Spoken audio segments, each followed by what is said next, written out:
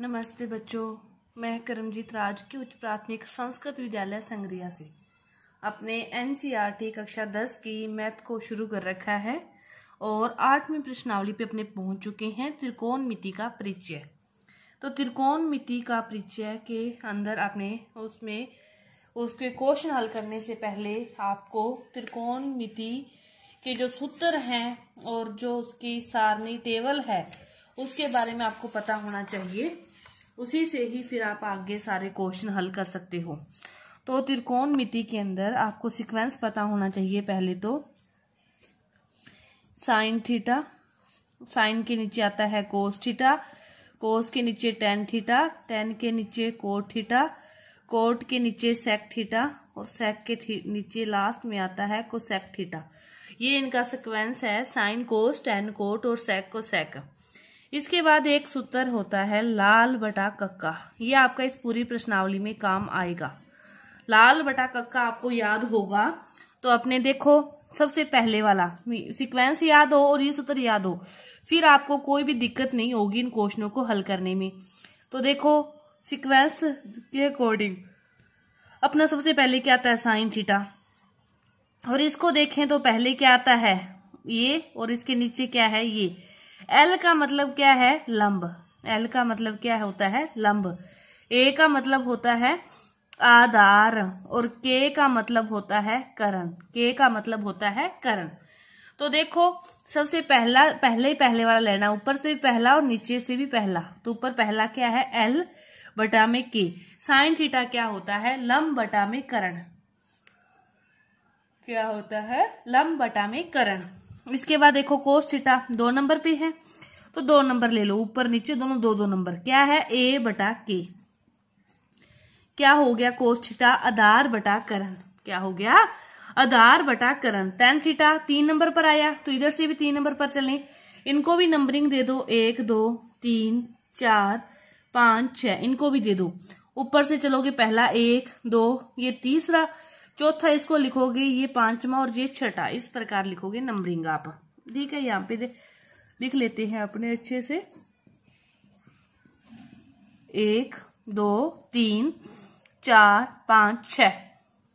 ठीक है, tan theta 3 number है तो 3 नंबर क्या हो गया लंब बटा में आधार, लंब बटा में आधार। कोट थीटा 4 नंबर है, 4 नंबर नीचे से देखेंगे, इसको ऊपर लिखेंगे मतलब उल्टा करके आधार बटा में लंब। सेक थीटा 5 नंबर है तो 5 नंबर ये रहा, नीचे से देखना है करण बटा में आधार। और कोसेक थीटा 6 नंबर है तो करण बटा में लंब।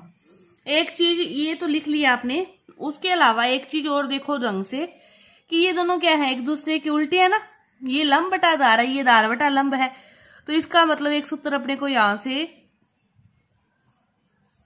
ये भी याद हो गया कि टेन थीटा को अपने 1 बटा कोट थीटा या कोट थीटा को 1 बटा टेन थीटा लिख सकते हो। इसी तरह देखो साइन थीटा और कोसेक थीटा एक दूसरे के उल्टे हैं तो साइन थीटा को क्या लिख सकते हो 1 अपॉन कोसेक थीटा, और कोस थीटा और सेक थीटा एक दूसरे के उल्टे हैं तो कोस थीटा को क्या लिख सकते हो 1 अपॉन सेक थीटा। ये सारी चीज लिख सकते हो। इसके बाद देखो एक टेबल है इसकी, इनकी मान की, वो भी आपको थोड़ी सी याद होनी चाहिए। बाकी तो जैसे जैसे सूत्र आएंगे। और एक बात और इसी में जो रहेगी कॉमन, ये जो सारी चीजें हैं ये समकोण त्रिभुज पर लागू होती है। ये समकोण त्रिभुज है, मानो ये वाला कौन समकोण है, इसको ए दे दो, इसको बी दे दो, इसको सी दे दो। ढंग से सुनना सही तरीके से, ये आपके बहुत काम की चीज है इन क्वेश्चनों को हल करने में। यदि ये समझ में आ गई तो क्वेश्चन हल आसानी से हो जाएंगे। अब देखो समकोण तो फिक्स होता है, किसी भी त्रिभुज में आपको समकोण दिया होगा कि ये कौन समकोण है बी सी ए, कोई भी एक कोण क्या होगा समकोण होगा। ठीक है, समकोण होता है तो समकोण के जस्ट सामने वाली भुजा क्या होती है कर्ण। समकोण आपको फिक्स होगा तो उसकी सामने वाली भुजा भी कर्ण भी क्या होगी फिक्स होगी। रही बात आधार और लंब की, अब अपने पास बात किसकी रही आधार और लंब की, वो on the situation on the according to question वो क्या होते रहते हैं चेंज होते रहते हैं। देखो आपको दे रखा है साइन ए निकालो और साइन सी निकालो, ये चीज दे दी। थीटा की जगह क्या दे दिया साइन ए दे दिया, साइन सी दे दिया। अब ए दे दिया ना तो इसका मतलब क्या है, ए वाली भुजा ये क्या है, इसके लिए आधार, ए दे दिया, ए के लिए ये वाली भुजा क्या है, आधार। तो फिर ये वाली भुजा क्या होगी, लंब होगी। लंब और आधार on the situation on question के अकॉर्डिंग चेंज होते रहते हैं, करण तो फिक्स ही रहेगा। अब साइन ए, साइन क्या होता है, लंब बटा में करण। अब इसका लंब क्या हुआ, ये हुआ, तो इसके अकॉर्डिंग क्या होगा, बीसी। करण तो क्या रहेगा, सेम ही रहेगा, बीसी अपॉन एसी। क्या आ गया, बीसी अपॉन एसी। साइन सी की बात करें, अपने बात करें साइन सी की, साइन सी के लिए फिर ये आधार हो गया, लंब क्या हो गया, ये वाला, तो इसके लिए फिर क्या होगा, A B upon A C. Sine C के लिए क्या होगा, ए बी अपॉन ए सी। कि आपको कोई भी चीज इनमें से, जरूरी नहीं है, मैंने ये साइन का एग्जांपल दिया है, आपको ये चीज टेन के लिए भी दे सकते हैं, टेन एक निकालो, आपको दे सकते हैं कोसेक सी निकालो। तो मतलब जो एंगल आपको उसके साथ दिया है ना, वो उसका आधार है, वो उसका क्या है, आधार है। करण फिक्स है, और जो बची भुजा फिर वो क्या होगी, लंब होगी। या फिर यूं कहें कि जो एंगल दिया है उसके सामने वाली भुजा लंब है, कि आपको ए दिया तो ए के सामने वाली भुजा क्या है, बीसी, वो क्या है, लंब है। ये है आपका बेसिक जानकारी। और भी बहुत सारी बेसिक जानकारी है, वो आपकी जैसे जैसे क्वेश्चन करेंगे आपको आएगा तो मैं आपको बताती जाऊंगी। एक टेबल की बात हो रही थी, वो देख लो।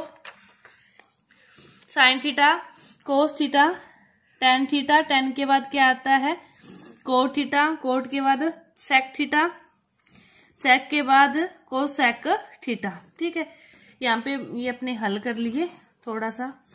0, 30, 45, 60, 90 इतने मतलब अपने थीटा के लिए ही इसको हल करेंगे। 0, 30, 45, 60, 90।